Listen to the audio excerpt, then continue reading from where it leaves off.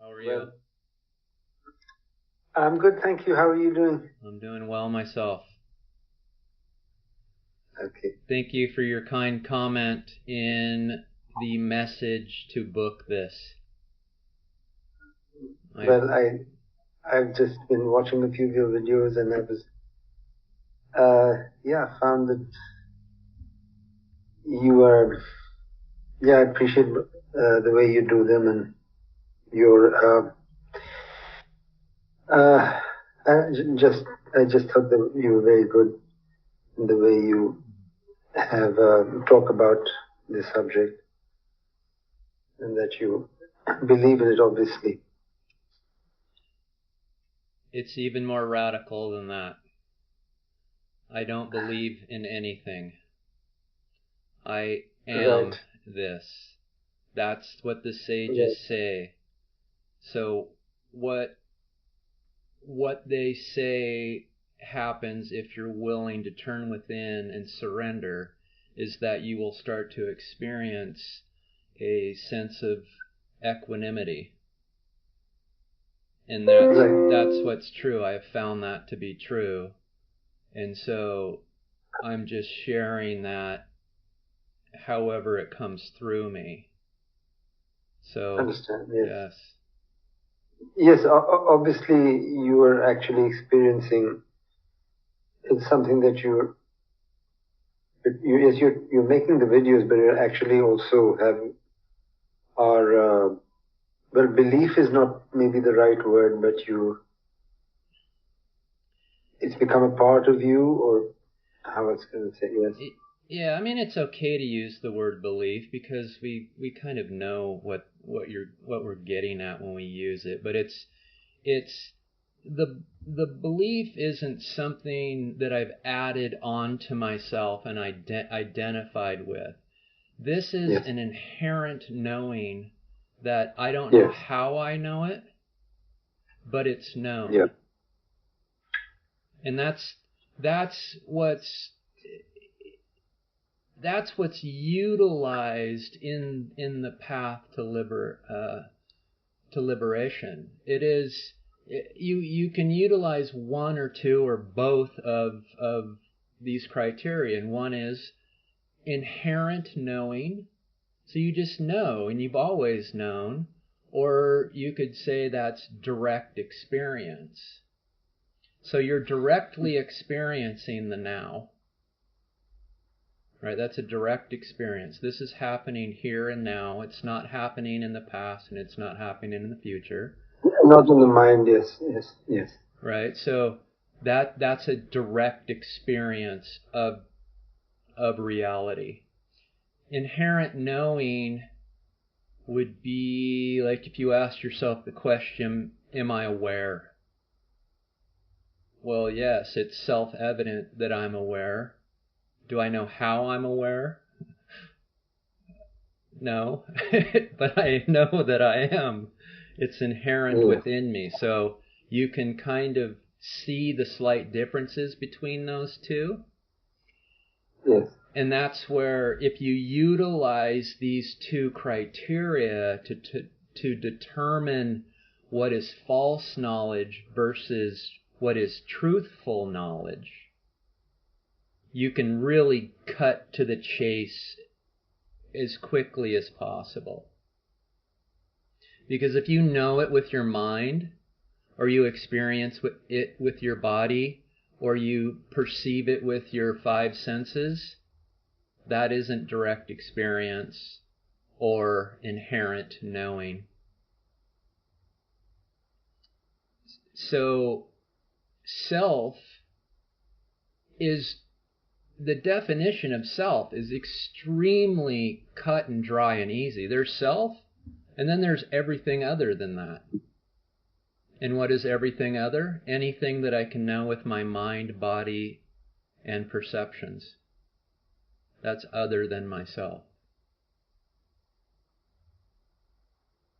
So it's starting to understand, oh my, I've got a lot to work through, it appears, because I sure do take myself to be a mind and body who has perceptions, who perceives this world of objects that I work through and I kind of push around to create a living and live and survive. And that is all other than self.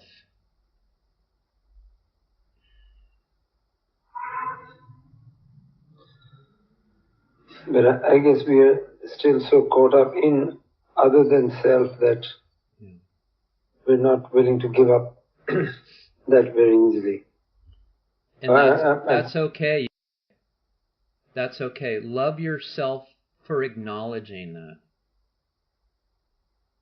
You're turning all of your experiencing into an inherent knowing of love. Yes, okay, I take myself to be a mind and body who works in this world. But now I know it's not that. So I'm okay. I'm okay with being a person in this world, and I love myself for that. But now I understand the differences, and I love myself for that as well. Right. Because in non-duality, we don't deny anything. It's total acceptance. Whatever is happening, we accept that fully for what it is. Because the moment you try to judge it or want it to be better, you create resistance within, and then you just continue down the same path of struggle. So when you love yourself for whatever, the other parts of yourself other than the self, then you can also realize that there is a drive to improve that other than the self. I think the clearer way to look at it is you just turn away from it. It's not that we don't deny it, or that it's still here. We don't deny it, and in self-realization, this doesn't disappear by any means. It just becomes yourself. You see that clearly. There's no differentiation between who you are and what it is. Your amness is its isness. So it's just a turning away from the objective world for a while, so that you get an understanding of self relative to objectivity. Because self is not an object, right? So you're refamiliarizing yourself with the most familiar thing you've known. I mean, you've been yourself your entire life. You're just refamiliarizing yourself with what that means. And once you start to get an understanding on that, you can then start to turn back to the world to say, oh, I am sensing this oneness, that all the objects are here, but they're not separate from myself, because there's only one self, there's only one substance in all of creation and all of totality, and that substance is self. So when I peer back out into the world also has to be the one reality of myself. So it loses its edge when you look out, because you love yourself, and this is yourself out here, so it's just unconditional love and acceptance. So you sort of lose that very strong emotional sort of bond with the object, or you sort of slowly start. It doesn't. You don't feel so attached to it anymore. Slowly, I mean, I'm sure it doesn't happen overnight, but you don't feel that it doesn't. When things are not happening in your way, they don't disturb you as much, I guess. Right, Because what it is that's creating the attachment is the ego itself. The ego is the, have you heard the term chit jata granthi? Chit is the same chit as in sat chit ananda, so awareness. Okay. So you've got a piece of awareness, you've got a piece of what is real. Jata is the body. You take yourself to be this body, but jata means inert. It's insentient. It doesn't have awareness itself. It's unreal. And the ego is what connects these two together. So another way to say it is you have a piece of reality.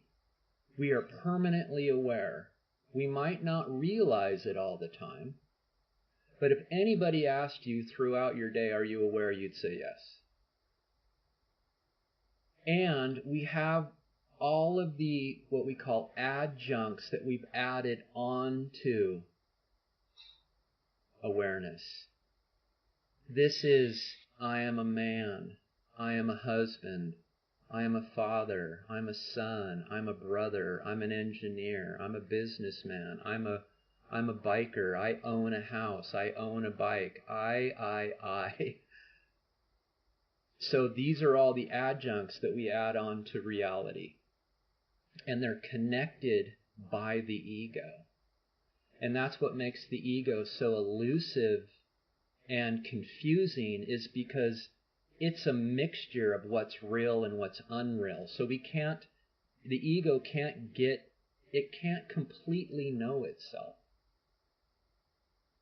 Okay? So this right here, this is attachment. Ego is attaching to all of these unreal objects. So as you turn within and the ego starts to dissolve, your connection, your attachment to the objective world falls away. I didn't quite finish my analogy there. The chit jata granthi. The granthi is the knot. The ego is the knot that ties these two together. And in self-enquiry, you are untying this knot. And this untying seems to be a slow, gradual dissolution, typically. It can come quickly for some, but for most, it takes an apparent effort to dissolve this knot. And fortunately, it's not an all or nothing, meaning that you have to do years of this and then all of a sudden you get all the benefits. This, within a few sessions, depending on where you start, how you perceive yourself now, you could start to experience the benefits relatively quickly. So as the ego dissolves, there is a clarity that happens along with that, to where all of a sudden you start to track with the messaging you've heard of non-duality. They're like, oh, I understand now. So, and that understanding is a breaking, which means that you become disattached, disentangled from the objective world, and you start to just experience the one of yourself.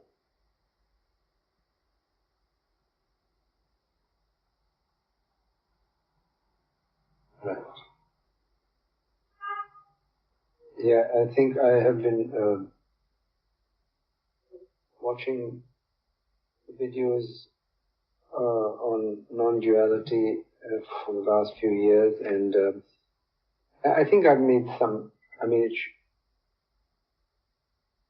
lot of progress.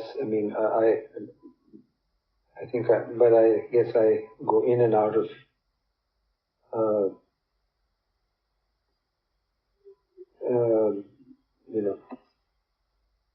of the experience of the self, and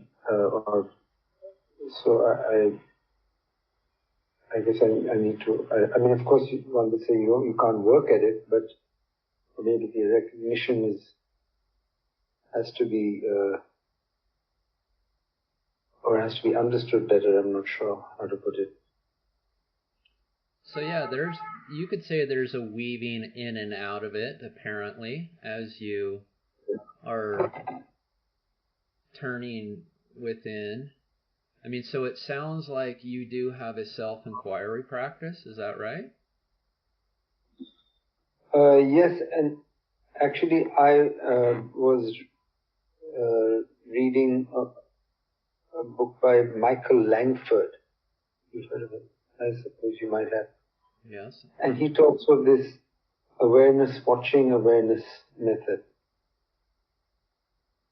which I've been practicing, but now I'm wondering whether that is right, and how different that is from self-inquiry. I'm a little confused about that. Yes, I've heard of Michael. I haven't read any of his work. You just have to be careful that if you are the witnesser witnessing awareness, you have duality. Only awareness can be aware of itself, which is non-duality. So it sounds like he can get you right there, and if you just see, oh my gosh, why don't I just turn my attention on to the witnesser, which is awareness itself, then I will quote unquote be there. Because this is heading towards one. There's not two of anything. There can't be something that looks onto another thing, because again, you've got a subject-object relationship there, and that's duality. Or enlightenment is when consciousness becomes aware of its own existence. It's just consciousness or being resting in and as itself. It doesn't have to leave itself to grab a hold of something else and then bring it back for it to know itself. I like to say, if this is awareness or being, it's in here just knowing itself. It doesn't have to leave itself, come into duality to grab a hold of something, to bring that something back to know itself. It doesn't have to do that. It just knows itself by being itself. So if you have a witnesser who's witnessing awareness, this is duality. So just be aware of that. That you are trying to seat yourself in your own being. Right.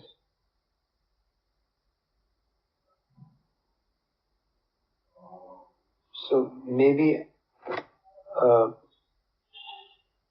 you can help me understand self-inquiry better. Maybe I have not understood. I mean, if there's anything that I haven't understood, maybe you can help me since we're doing this session.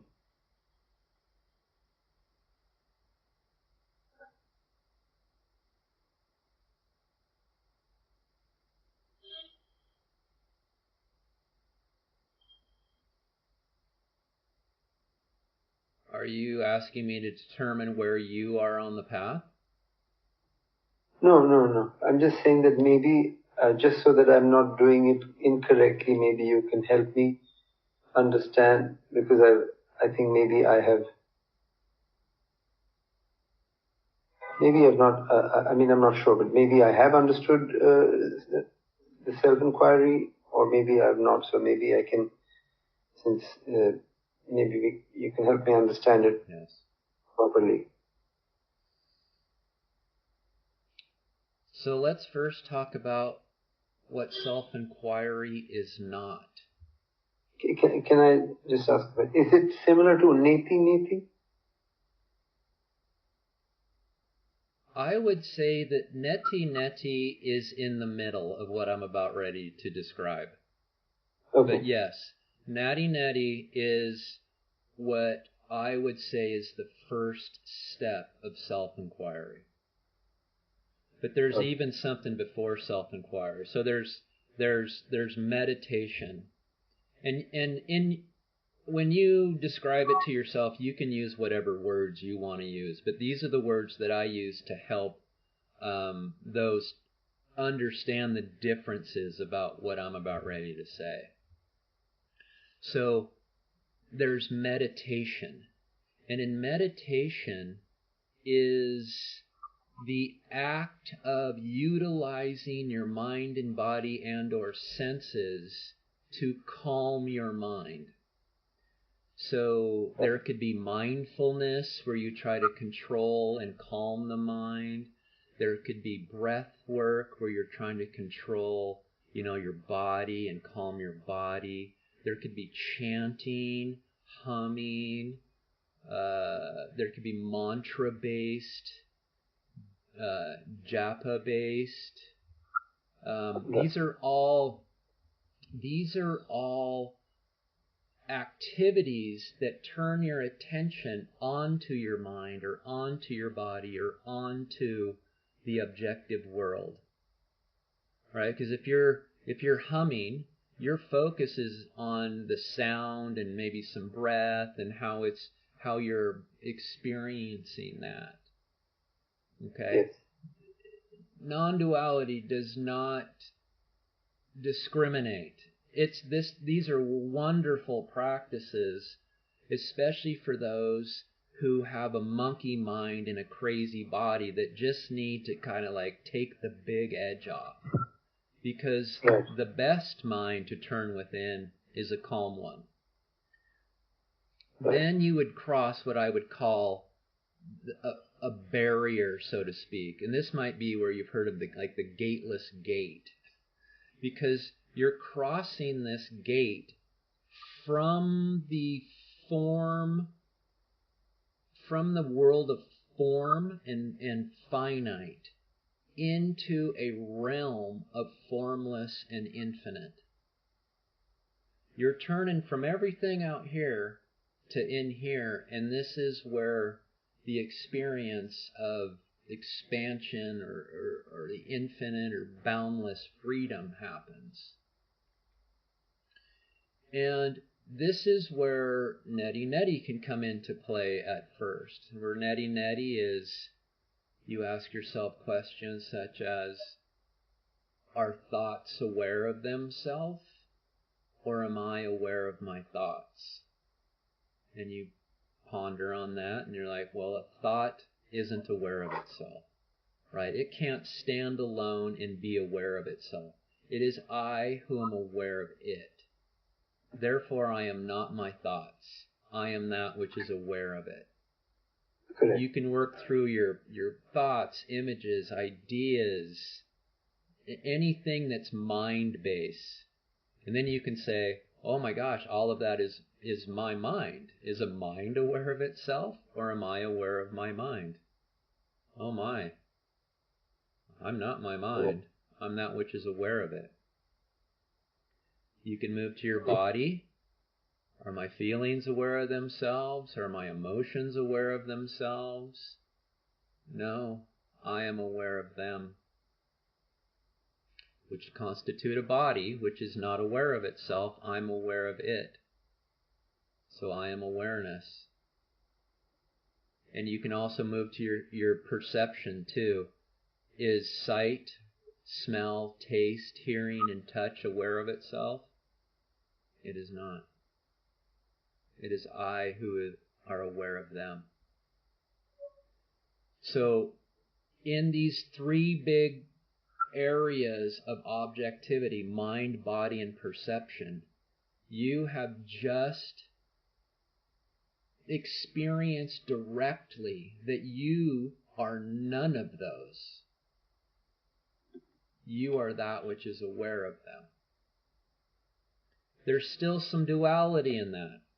That's why I say it's the first step of self-enquiry. Because you're here and the thought is over there and you're apparently looking onto the thought. It's duality. But it gives you a really good understanding of that you are awareness. That you might not know how it all works. You might not believe at the time that it has value that you're awareness, but you've made it clear to yourself that you are that which is aware.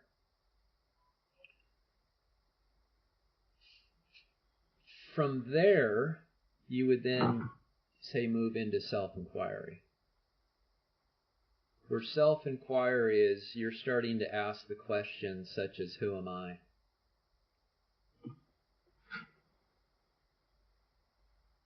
And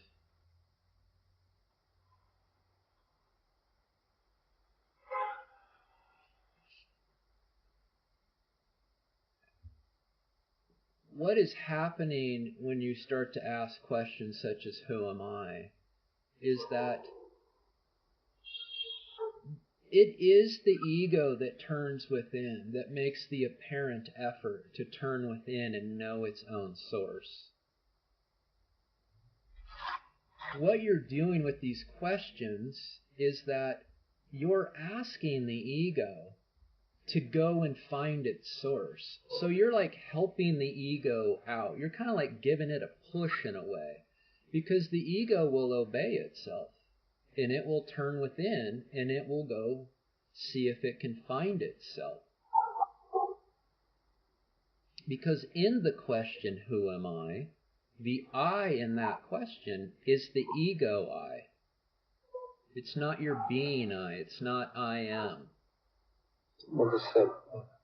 So you're asking the egoic I to go and find its infinite I, its origin. And if you are still enough, you can sense that so-called feeling, that drop, as it's diving deep into you, and you can follow that with your attention. And you're moving from a world of objectivity into a world of non-objectivity, where there's no thing there anymore. And it might be a while before you realize that you've been there several times, you just didn't realize it because there's nothing there anymore. There's nothing there, and you're not familiar enough yet with the nothingness experience of being. And that's okay. That's why it usually takes many, many attempts, many sessions to understand the experience, the non-objective experience of being. And that's why, as you follow the ego in, it's going to bounce back out into the world of objectivity, into the world of thought, or the world of feeling and sensation, and you just ask these questions again. And when you dip within, the goal is to stay self-attentive, to keeping your attention cling to self, cling to being, where being clings to itself. Yes, I mean, I can feel that there's when you're aware of being, then there's that clarity, and or let's say mostly in the mornings, I'm very anxious when I wake up, but I have a lot of anxiety, let's say, and but I can also, because of the understanding, and also I can then I can see that yes, there is. I can sort of be aware of the self and all the anxiety that at the same time, and see that yes, there's a big mixture. The anxiety is sort of in the middle of it, and there's the self around it, and so it's so I need to just hold on to the self, or rather, maybe that's not the best way to describe it, but just be more aware of the self, and that may help to automatically reduce the cloud of anxiety. Yeah, whatever terminology you want to put around clinging to self, attending to self, being aware of self. Yes. And how do you know you're clinging to self relative to anxiety? Because the sense of anxiety dies down. That's how you know. And where what we want to do is attend to the absence or the dissolving of anxiety, because that's why we're here. But we have to remember that the anxiety is dissolving because we're clinging to ourself. So the more you cling to self, the more it dissolves.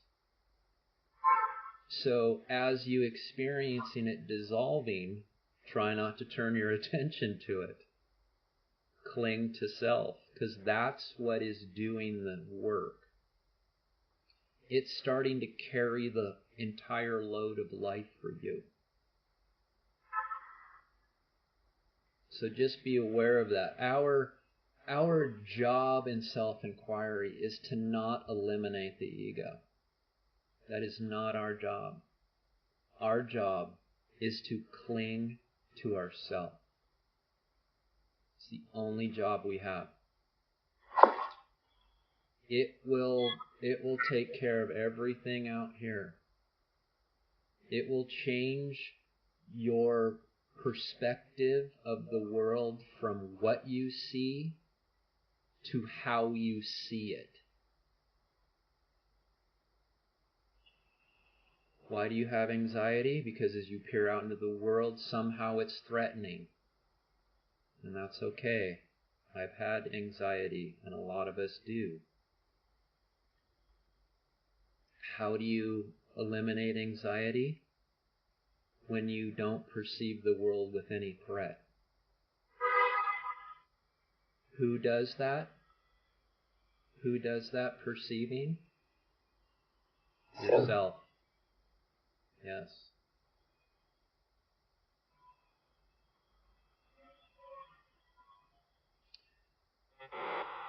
By the way, I do record all of these, and you will get a copy of it within a day or so. So you can come back and review this.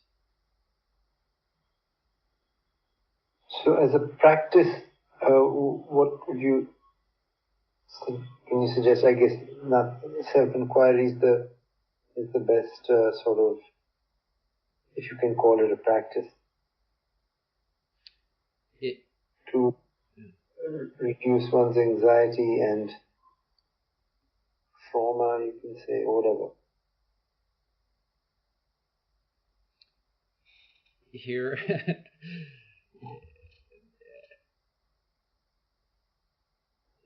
Here is something that's also extremely important. You're not doing it to gain anything.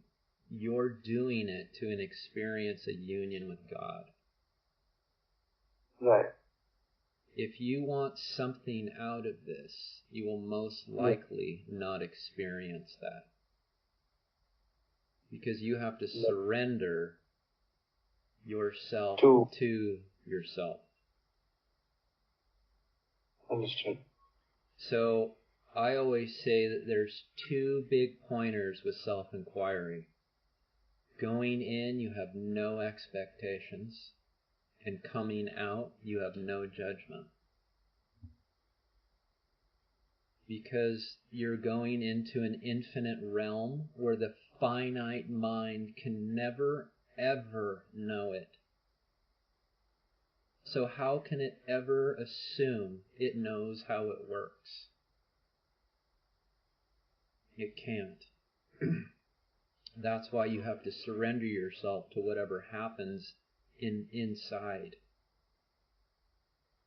It can't judge if a self-enquiry session was good or bad or right or wrong or any of that duality, because it has no idea what the infinite's doing. It doesn't know its ways. So you drop in, you do your practice, you come out, and you just continue with your life.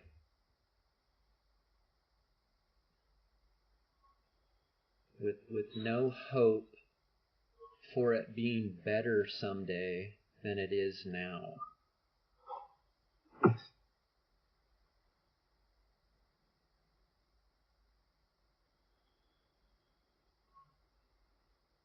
Yeah, I guess the accepting of the situation itself is what is the peace that you're looking for. Is the what? Is the peace that you're or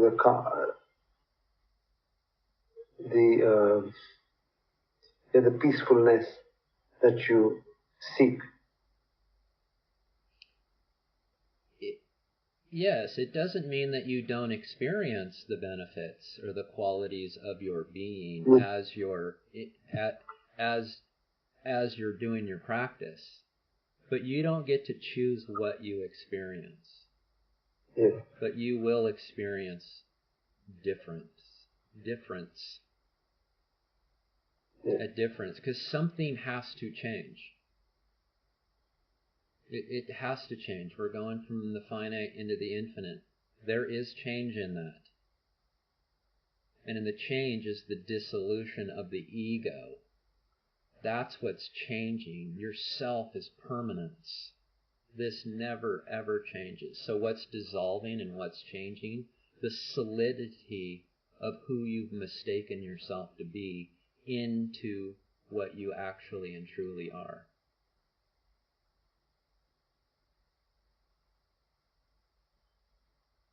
Yeah.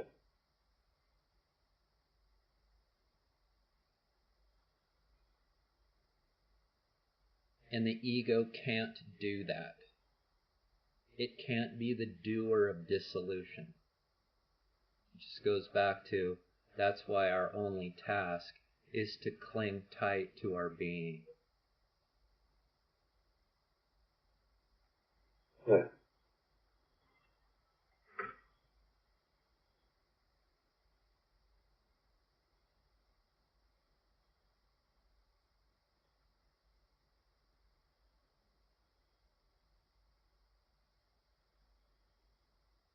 Yeah, I guess it's an elusive subject in general, but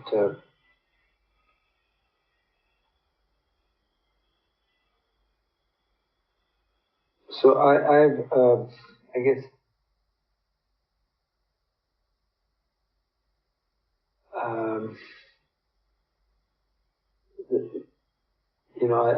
I've suffered from a lot of depression and anxiety, but I've never been satisfied meeting or going through any therapy for long enough. I mean, I've never really believed that it could help me for some reason.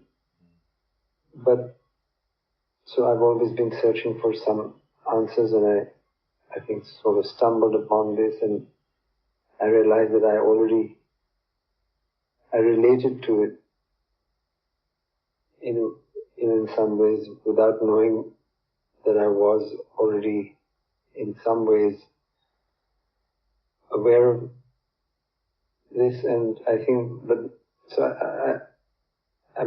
I'm drawn towards it because I feel that that's the only sort of answer for me. You are correct.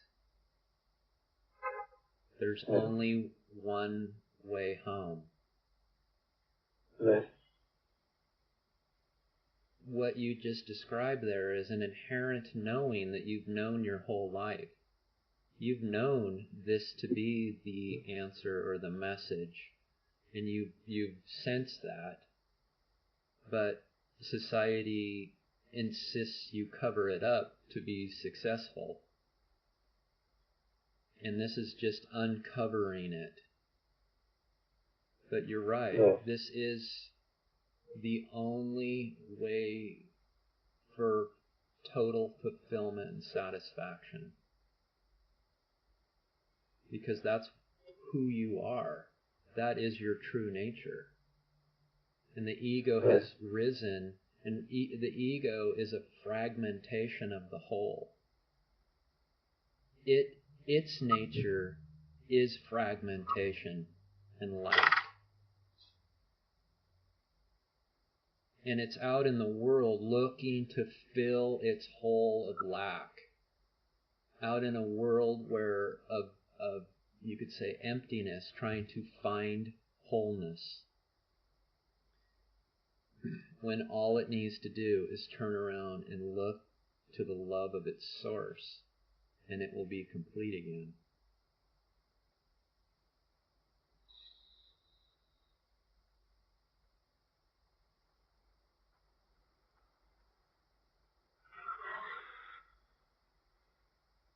So, coming back to what you were saying, so when you were saying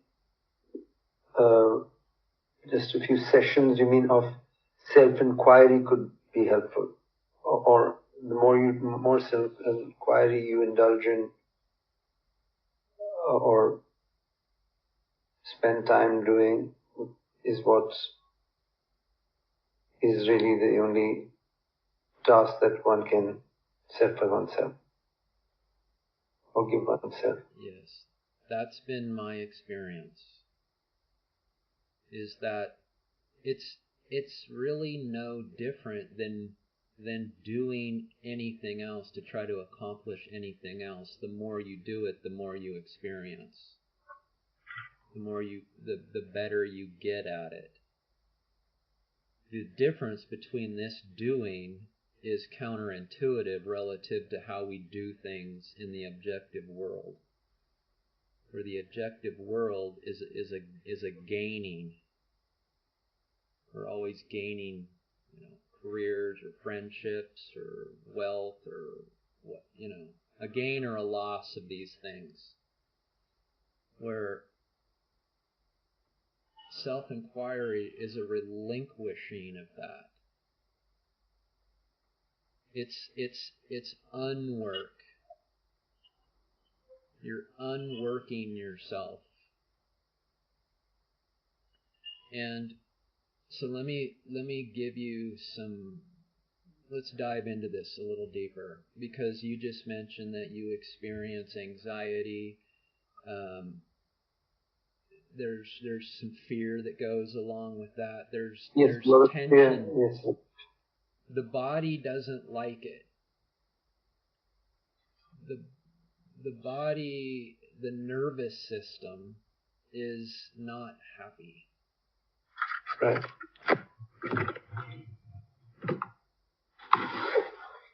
I'm going to add a step in self-enquiry because of your experience. I have the same experience, okay? I suffered for years with fear and anxiety until I just couldn't take it anymore, and I surrendered into this. Right. But when I surrendered in,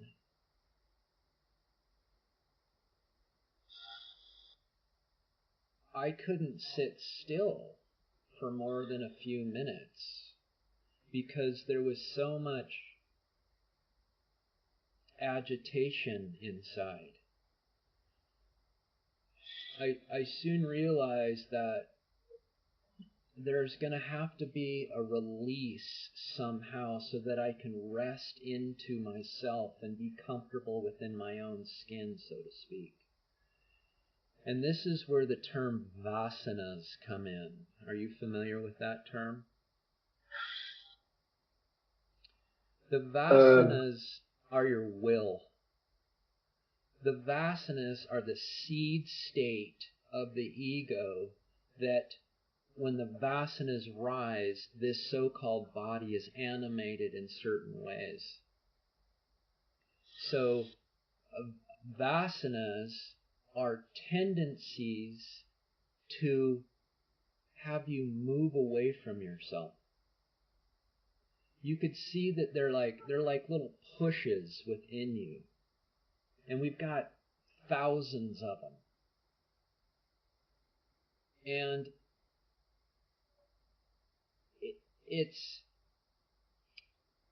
these are the tensions that we have stored in our body. Because when we live in a world of fear, of your body's in fear, you want to be anywhere else but here and now.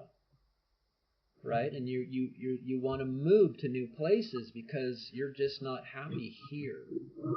Well, those urges are your vasanas.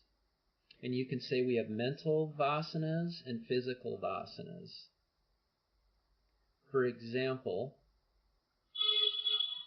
your mental vasanas could be your mind saying, this is boring. Self-enquiry is boring. Let's go do something that's fun or exciting. So that is your mind urging you to get up and move away from here. Your mind could also say things like, there's no value in self-enquiry. How can turning your attention inward do anything? It can't. Let's go find something to do that will create real value. These are mental vasanas. The physical vasanas you know well if you live with anxiety. It's just you're just not content in your own skin. So one way to view this is the best one that I've found is the open palm and the fist example. So we're born this open palm. We're just this free-floating being. And somewhere between our ages 4 and 6, we start to listen to our parents or our brothers and sisters or grandparents say, you're a boy, you're cute, you have dimples, and we turn our attention away from ourselves onto what we think is a boy, our dimples, and cute. And the moment we do that, we start to build an ego, and this free-floating palm starts to condense. And it just continues to condense as we go to school, and our teachers and our coaches and clergy and our advisors are helping us build this identity. Well, this identity is closing up into a fist. One more defined. It's a defined, solid, rigid entity that we believe ourselves to be. This is all of the stored tensions within our body. This is our body. It's tension. It's one. It's a compilation of many, many, many tensions stored over the course of our life. This system is stored energy. The energy is already into the system of a person and that person's body. In self-enquiry, we relinquish those tensions. This is no new energy in. This is the undoing, the unwork. This is what makes it counterintuitive to how we think the world works. And the more we rest into each one of these vasanas as they come up, the more we relinquish the energy in that vasana, which is the tendencies that make us want to move away from ourselves. And over time, and it's different for everybody, this fist just slowly starts to open back up into a free-floating being again, to where you can sit comfortably within your own skin for as long as you want. This relinquishing can come with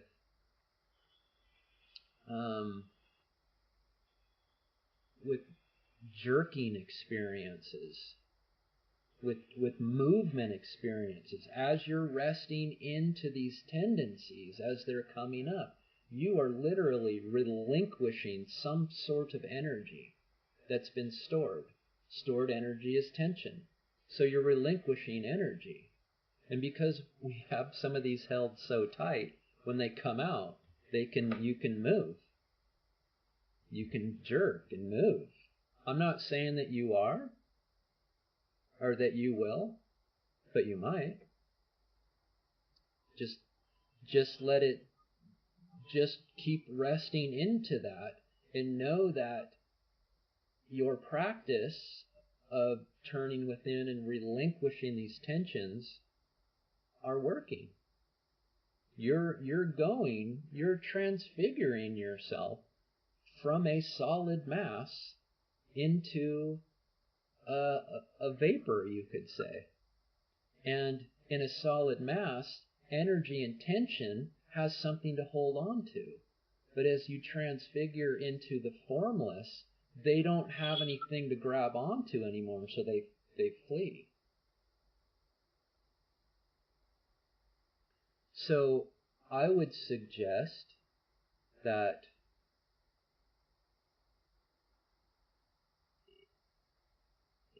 this is something you need to be analyzing even maybe before neti. Again, you can take this all as it comes, but if you're not able to sit with a still body and mind, then it's harder to experience the sinking of ego into your being when you ask questions such as, who am I? Because this is subtle. This is subtlety. And the relinquishing of the vasanas are gross, you could say. So you need to get rid of all the gross tendencies and actions and stored tensions before you could start to really experience the subtle experiences of drifting back into yourself.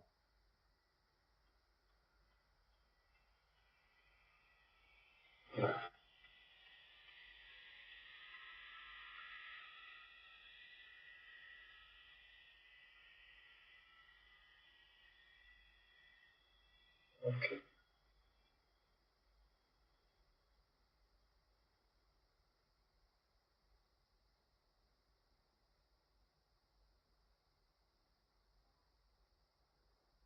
So you were able to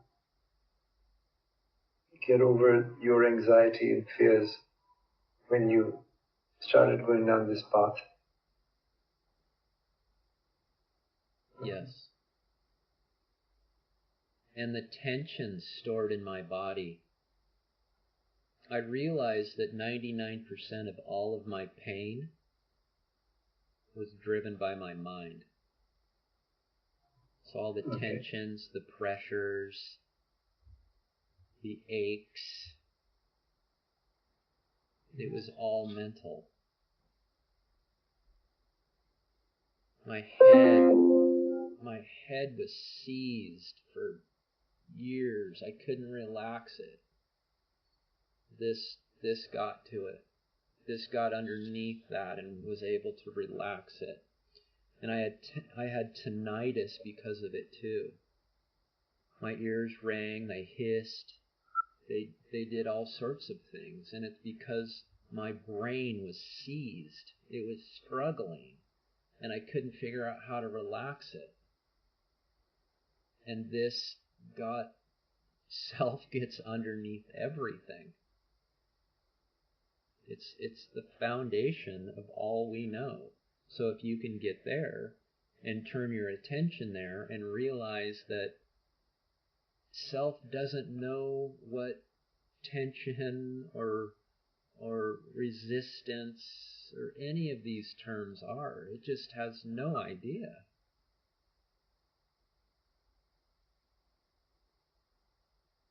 That will relax the mind, which relaxes the body.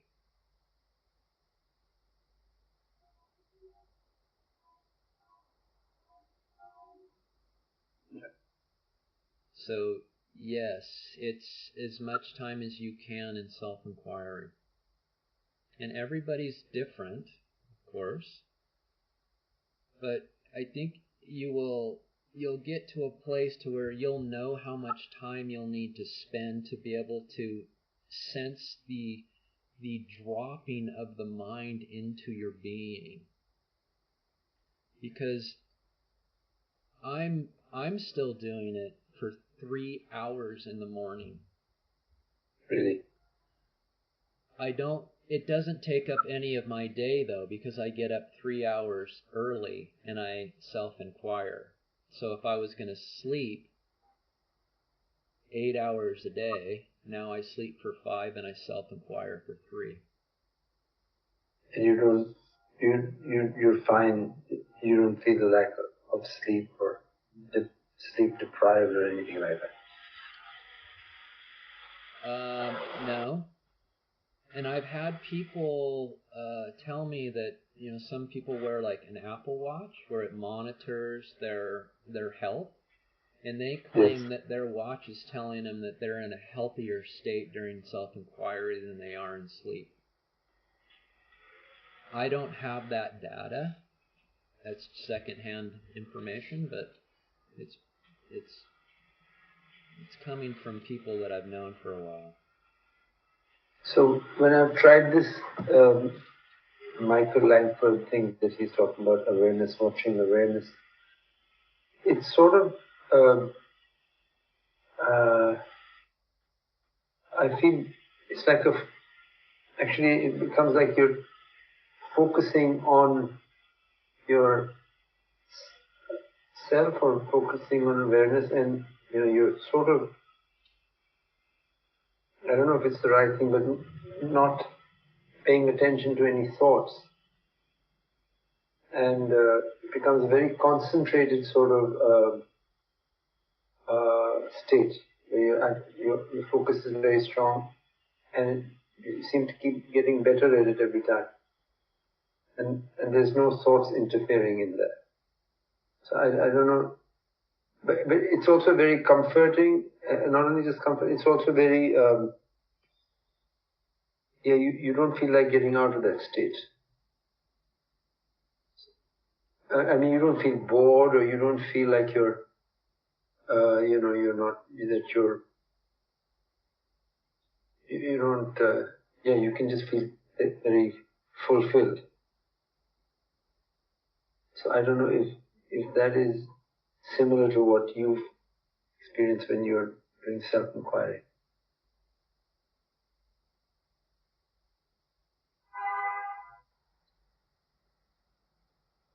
It may be just the way you're describing it, but it still appears to be a dualistic approach. Right. Right? Because who is focusing on what?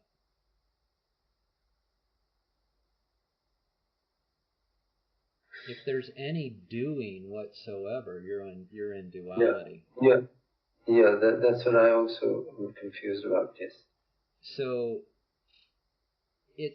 it sounds to me like it's more of a transitive state while you're in that state, which brings a sense of pleasure. Yeah. Okay. That's not what's being pointed to here.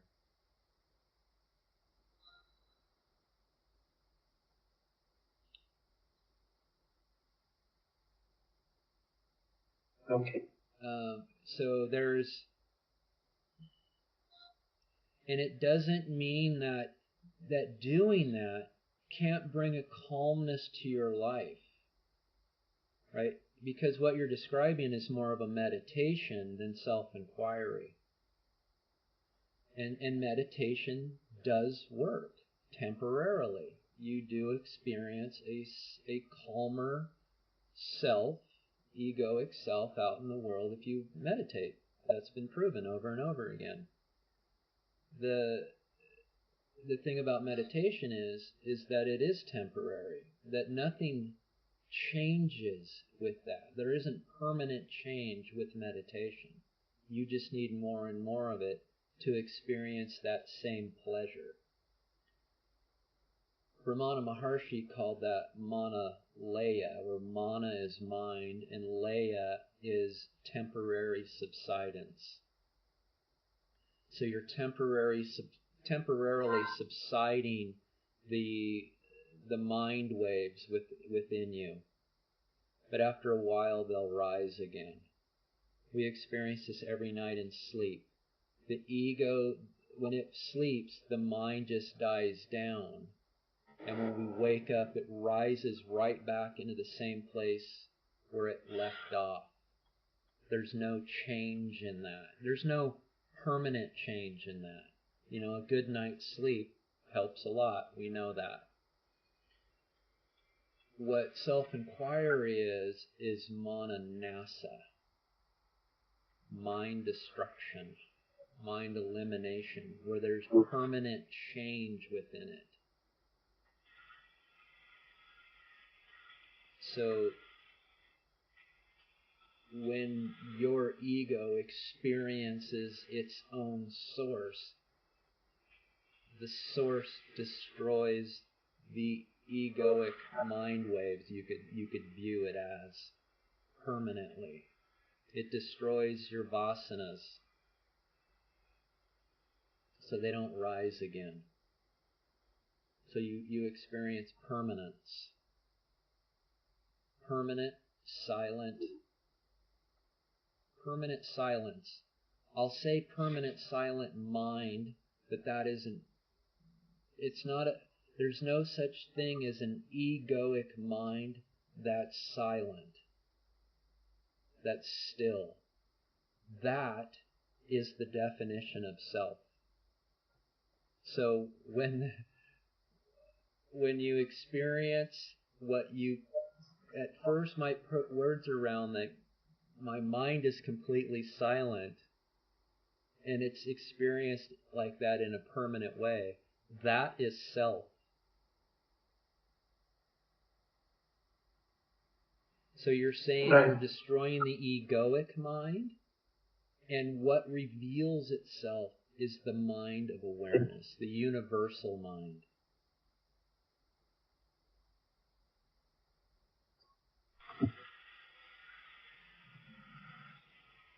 We can also view it as we're moving from a realm of doing to a realm of being. So as you cross that gateless threshold, there is no more doing anymore.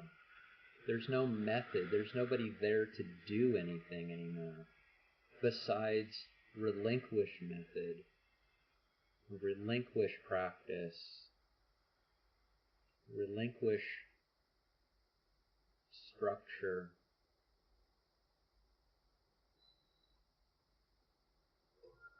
Right.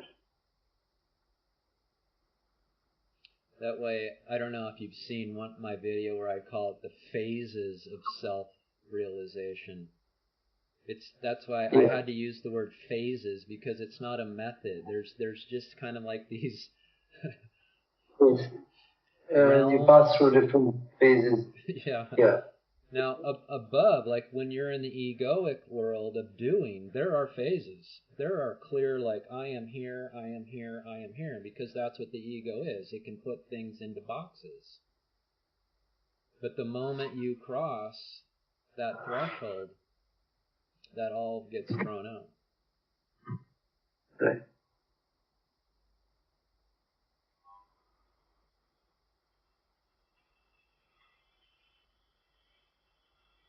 Okay. Are you going to put that link in the email or in the chat box? No. Sorry. I'm going to send it to you. I'm going to have to search for it. Okay. And then I'll send it to you on email. Yep. So, yeah, thank you so much, Scott. Yeah, maybe a few weeks later, maybe, if that's okay, we can connect again. Yes, I ask all of the attendees to self-enquire for 2, 3, 4 weeks. Yes, before that's reaching fine. back out.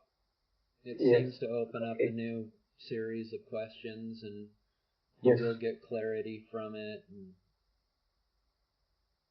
yes, it's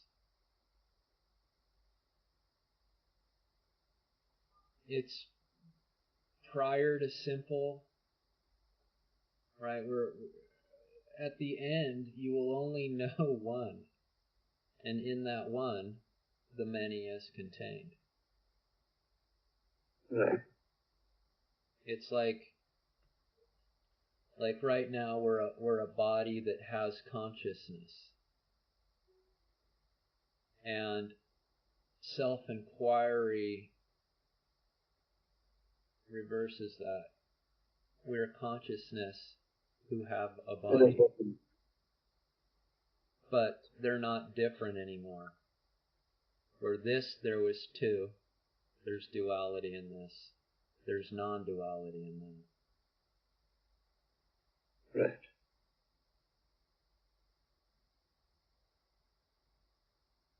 Okay. Yeah, thank you. Thanks for this session. Thank you so much. You're welcome. Yeah. And I'll send you this link if you can let me know your thoughts, because this is something that's been confusing me for a while. Okay. Yes. Thank you. I will. Okay. Okay. Thank you, Scott. Pleasure Bye-bye. meeting you. Yeah. Same here. Thank you. Take care. Bye-bye. Bye.